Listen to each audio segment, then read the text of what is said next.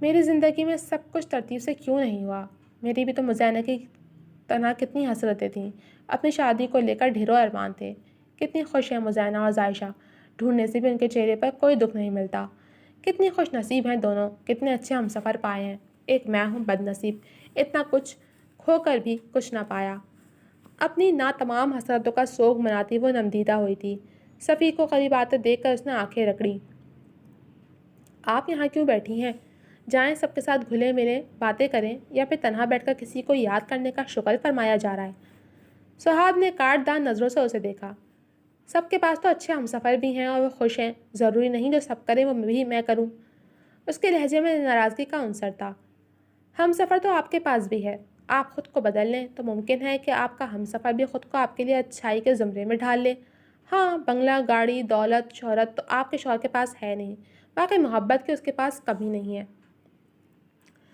صفی نے گہری نظروں سے دیکھا جو جانچتی نظروں سے اس کے سنجیدہ چہرے کو ٹٹول رہی تھی۔ ہمیشہ پہل عورت ہی کیوں کرے؟ مرد بھی تو پہلا قدم اٹھا سکتا ہے۔ کیا ضروری ہے عورت کی آنا اور اس کے بندار کو ٹھیس پہنچائی جائے؟ وہ نظروں کا زاویہ بدل گئی۔ صفی نے کوئی جواب نہیں دیا۔ ہاتھ دکھائیں، اب تکلیف تو نہیں ہے؟ مرہم لگائی تھی آپ نے؟ وہ کرسی گھسیٹ کر اس کے قریب بیٹھ کر خود ہی اس کا ہاتھ تھام کر جلا ہوا حصہ دیکھ کر استفسار کرنے لگا۔ اپنی بات کا جواب نہ ملنے پر اسے بہت غصہ آیا تھا۔ میری تکلیف میں تمہیں دبلا ہونے کی ضرورت نہیں ہے، وہ طنزی انداز سے بول کر ہاتھ چھڑوا گئی۔ واقعی دبلا ہونے کی مجھے نہیں، آپ کو ضرورت ہے۔ خاصی موٹی ہو گئی ہیں آپ فارغ بیٹھ کر۔ وہ مسکراہٹ دبائے مبہم انداز میں بولا تو صاحب کا منہ کھل گیا۔ یوں 2 ٹکے کے کار میکینک، میں تمہیں کس اینگل سے موٹی لگتی ہوں؟ تم نے کبھی میرا فگر دیکھا بھی ہے؟ لوگ تعریفیں کرتے تھے میری باڈی شیپ کی۔ وہ تیوری چڑھا کر بولی تو صفی نے دلچسپی سے اس کے غصے سے سرخ ہوتے چہرے کو دیکھا۔ افسوس کی بات ہے کہ جسے دیکھنا چاہیے تھا اس نے تو دیکھا ہی نہیں۔ خیر، گھر چل کر فرصت سے آپ کا فکر دیکھوں گا، بس تھوڑا تعاون درکار ہے۔ اس کے کان میں سرگوشی کرتے ہوئے دور ہٹا تو اس کی بات کا مفہوم سمجھ آتے ہی صاحب شرم سے سرخ پڑ گئی، کانوں سے دھواں نکلنے لگا۔ ذائشہ، ادھر آئیں، آپ کو کسی سے ملوانا ہے۔ اس نے حماس کو گود میں لے کر بہلاتی ہوئی ذائشہ کو مخاطب کیا۔ آپ ادھر بیٹھے، میں ابھی آتی ہوں۔ حماس کو اپنی جگہ پر بٹھا کر وہ عشرے کے ساتھ چلی آئی جو اسے ہال کی راہداری میں لے آیا تھا، جہاں دور دور تک کوئی نہیں تھا۔ یہاں تو کوئی بھی نہیں ہے، کس سے ملوانے کے لیے لائے ہیں؟ ذائشہ نے الجھ کر کہا کہ وہ یہی بول کر اسے باہر لایا تھا، مگر یہاں دور دور تک کسی کے آثار نظر نہیں آ رہے تھے۔ ہاتھ آگے کریں۔ عشرے نے اس کی بات جیسے سنی ہی نہیں تھی۔ دیسی گلاب کے گجے جس میں موتیا کہیں کہیں جڑا ہوا تھا اس کی سفید خوبصورت نازک سی کلائی میں خوب سج رہے تھے، اور شیر نے اس کا شیفون کا دوپٹہ ذرا پیچھے سرکا کر اس کے کان میں پھولوں کے ایئر رنگز پہنائے، اور شیر کے وجود سے پھوٹتی پوائزن کی خوشبو اس کے حواسوں پر چھا رہی تھی۔ اس کی اتنی قربت پر بمشکل دل سنبھالے کھڑی تھی، بلکہ حیا کے بوجھ سے جھکی جا رہی تھی۔ اس کے گال حیا کی سرخی چھلکا رہے تھے۔ دوسری طرف وہ اس کے دل کی حالت سے قطعی ناواقف تھا۔ پرفیکٹ۔ اس کے دونوں ہاتھ تھام کر اس کی اور جھک کر اس کے کان میں گمبھیر بھاری آواز سے بولا، اور دھیرے سے اس کی سرخی چھلکاتے آرزو کو لبوں سے چھوا۔ ذائشہ نے سانسیں روک لیں، اس کی حالت مزید غیر ہونے لگی تھی۔ وہ ذائشہ کی حالت سے خاصا محظوظ ہو رہا تھا، اور شیر نے جھک کر ان گلابوں سے اٹھتی خوشبو کو سانسوں میں اتارا تھا، اور پھر اس کا چہرہ تھام کر اس کی بے داغ پیشانی پر اپنی محبت کے پھول کھلائے تھے۔ باد صبا دم بخود رہ گئی۔ ان گلابوں کی خوبصورتی اور بھی بڑھ گئی ہے، اب یہ زیادہ خوشبودار لگ رہے ہیں۔ اور شیر کے لبوں پر خیرہ کن مسکراہٹ تھی، وہ اس کی کلائیوں میں پڑے کنگنوں سے چھیڑ چھاڑ کر رہا تھا۔ ذائشہ کی ہتھیلیاں نم ہوئی تھیں، وہ گھبرا کر تیزی سے اس کے پاس سے نکل کر ہال کی طرف بڑھ گئی، اور شیر نے مسکرا کر نفی میں سر ہلایا اور اس کے پیچھے ہال کی جانب آیا تھا۔ اسے خرم کے شکوے دور کرنے تھے۔ مس فائر کے ہاتھ ابھی سے ٹھنڈے پڑ گئے، ابھی تو رات باقی۔ اس کے ہاتھوں پر ہاتھ رکھتا خرم اس کی جانب جھکتے معنی خیزی سے مسکراہٹ دبا کر دھیرے سے بولا تھا۔ وہ جو کچھ دیر پہلے ذائشہ کی خاموشی پر واویلا مچا رہی تھی اب خود کی بولتی بند ہو چکی تھی۔ اسے اب ذائشہ کی حالت سمجھ آ رہی تھی۔ خرم نے اسے کانپنے پر اپنا ہاتھ ہٹایا تو اس کی جان خلاصی ہوئی۔ شاید اسے مزینہ پر ترس آ گیا تھا۔ ستارہ جہاں نے دور سے ان دونوں کا معاشقہ دیکھا تھا اور من ہی من پر اسرار طریقے سے مسکرائی تھی جیسے وہ بہت کچھ سوچے بیٹھی ہوں۔ پارس نے شرارت بھری نظروں سے مزینہ کے جھکے سر کو دیکھا۔ دیکھ لو، ہم میدان چھوڑ کر جانے والوں میں سے نہیں۔ آخرکار فتح کا جھنڈا لہرا کر ہی دم لیا۔ خرم نے فخریہ انداز میں پارس کی کسی بات کا جواب دیا تو وہ ہنس دی۔ آپ بھی ہنس لیں بھابھی، آپ کے ہنسنے پر ارشیر نے کون سا ٹیکس لگایا ہے؟ خرم نے شریر لہجے میں کہا۔ ارشیر بھائی لاپتہ ہیں تو آپا اداس ہیں۔ پارس کی زبان پھسلی تھی، اس نے زبردست گھوری ڈالی تھی۔ شمائم اور دل افروز بھی وہیں چلی آئی تھیں۔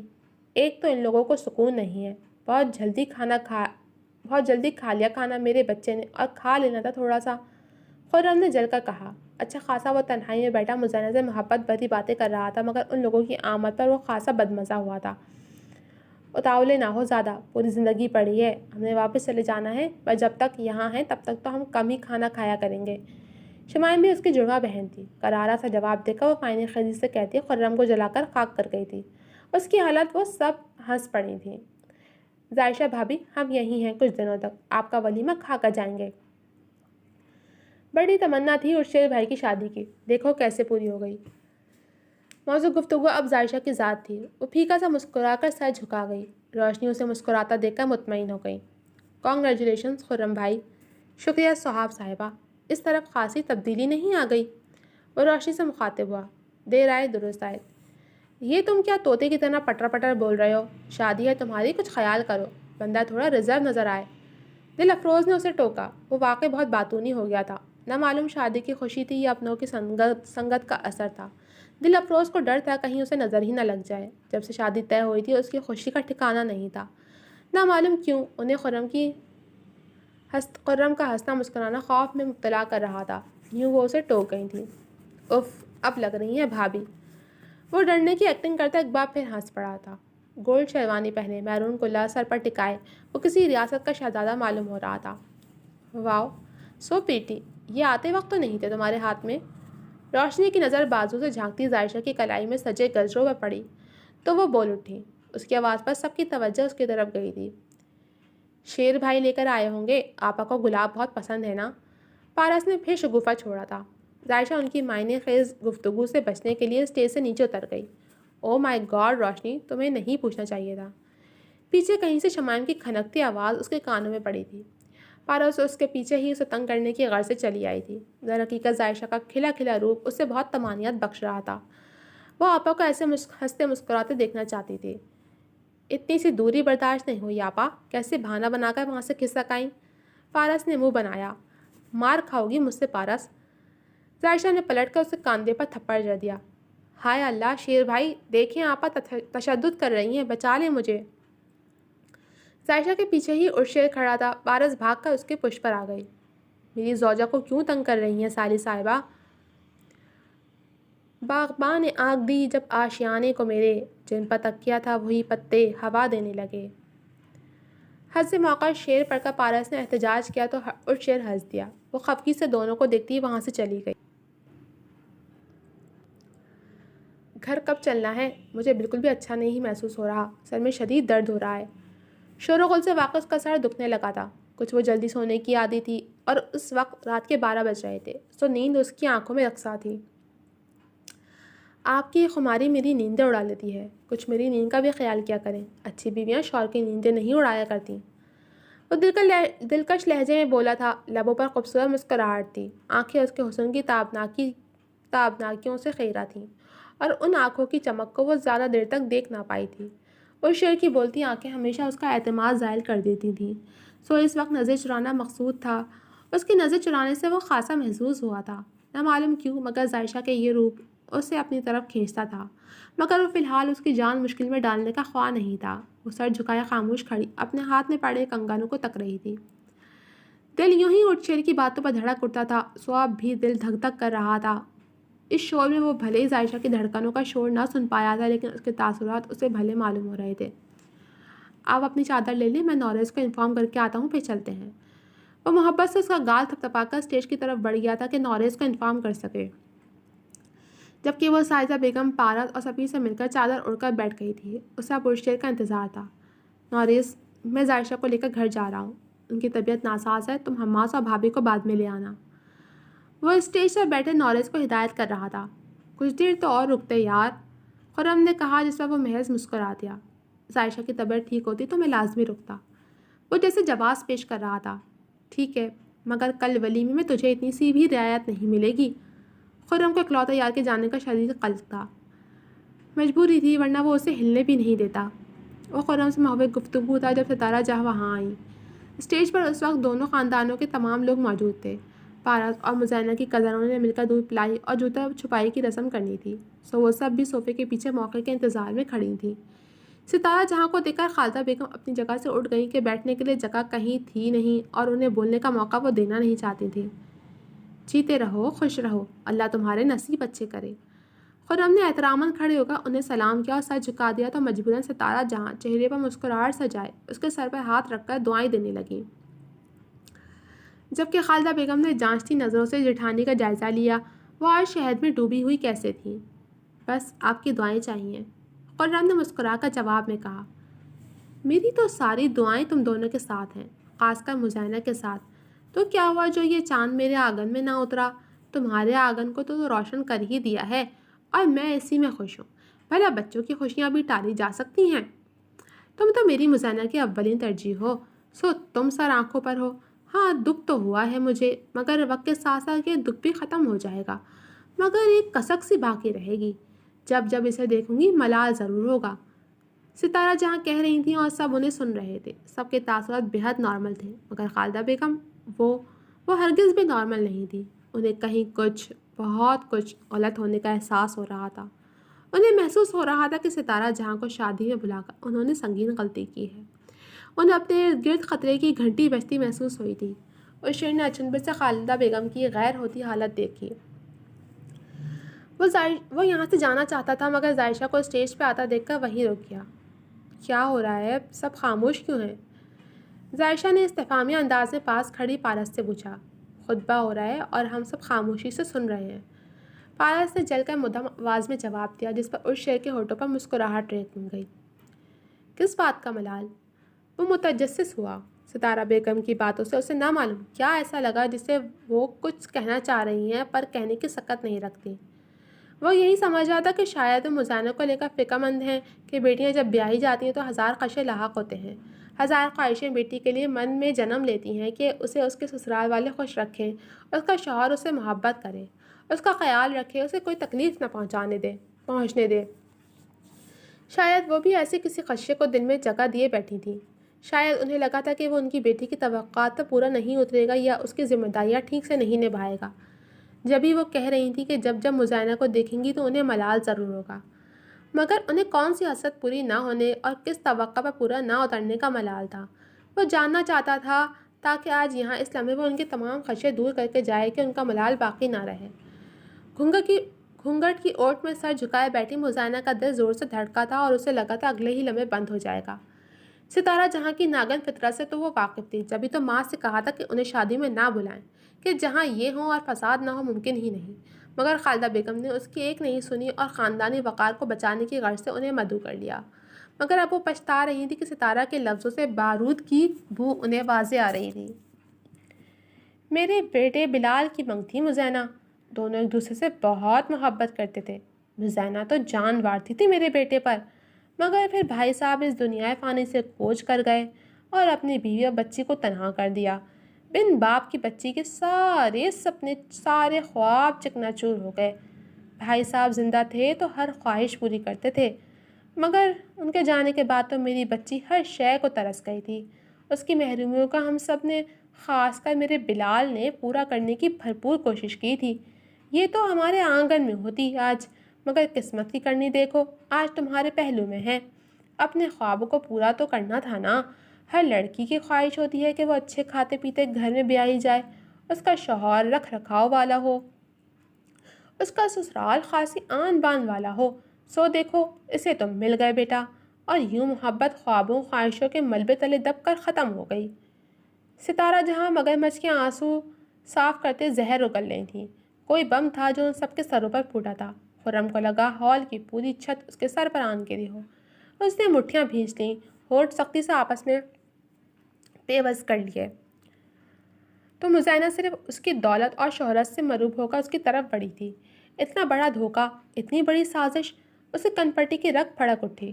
اس نے ایک پرشکوہ نظر خالدہ بیگم پر ڈالی جن کی حالت خیر ہو رہی تھی، मुज़न्ना ने बेयकीनी से घूंघट उलट कर सितारा जहाँ को देखा, जो अब सोफे से उठकर स्टेज से नीचे उतरने लगी थी। कितनी आसानी से वो उसकी ज़िंदगी ज़ेरो ज़बर कर गई थी। ये क्या कर डाला था उन्होंने? क्या वो इस हद तक हसद करती थी उससे? ध्यान के धागे उनसे हटकर खुर्रम से उलझे तो खौफ से उसकी सांसें रुक गईं। वो बेतासुर चेहरा लिए बैठा था। यकीनन ये इंकशाफ उसकी पूरी फैमिली के लिए तकलीफ दे था, मगर इतना नहीं जितना उसके लिए था कि उसकी ज़िंदगी तो बसने से पहले ही उजड़ गई थी। चंद लम्हों के लिए वहाँ मौत का सा सन्नाटा छा गया। मेहमानों में अलग खुसर फुसर और चेमगोइयाँ होने लगीं। वो वहाँ से उठकर चला जाना चाहता था, मगर उसके बढ़ते कदमों को असमत साहब ने रोका था। बरखुरदार, रुखसती हो लेने दो। वो जैसे उसकी अंदरूनी कैफियत से बाखबर थे। दिल अफरोज़ को जिस बात का डर था वही हुआ। मुझे फ़र्क नहीं पड़ता रुखसती से कि अब मुझे इसकी ज़रूरत ही नहीं है। किसी का झूठा ना पहले कभी खाया है, ना खाने का इरादा रखता हूँ। धोखेबाज लोगों से सख्त नफरत है मुझे। वो एकदम ही तैश के आलम में पलटा था और बाजू से पकड़कर खींच कर मुज़ाना को मुकाबिल खड़ा किया था। शक्ल से ही अच्छी हो बस, दिल तो तुम्हारा काला है। ये हुस्न, ये रानाइयाँ, इनसे ही घायल करके मुझे तख्ता मश्क बनाकर तुम अपने ख्वाब पूरा करना चाहती थी ना। मेरे दिल से खेला है तुमने, मुझे बेवकूफ़ बनाया। मोहब्बत के नाम पर जो खेल तुमने रचाया है ना मुज़ैना बीबी, इसे अब मैं अंजाम तक पहुँचाऊँगा। वो वहशतनाक लहजे में दुरुस्ती से कहते उसे खौफज़दा कर गया था। क्या कह रहे हैं आप? मुझे कुछ समझ नहीं आ रहा। आपको गलत फहमी हुई है, ताईजान झूठ बोल रही हैं। उसने कपकपाते लहजे में सफाई देने की कोशिश की, मगर अल्फाज जैसे साथ छोड़ गए थे। Shut up, just shut up. सुना तुमने? तुम्हारी कोई बात नहीं सुननी है मुझे। तुम सुनने और यकीन करने के लम्हे गंवा चुकी हो। अब मैं तुम्हें बताऊंगा कि आने वाले लम्हात तुम्हारे लिए किस कदर अजियतनाक और दर्दमंद होंगे।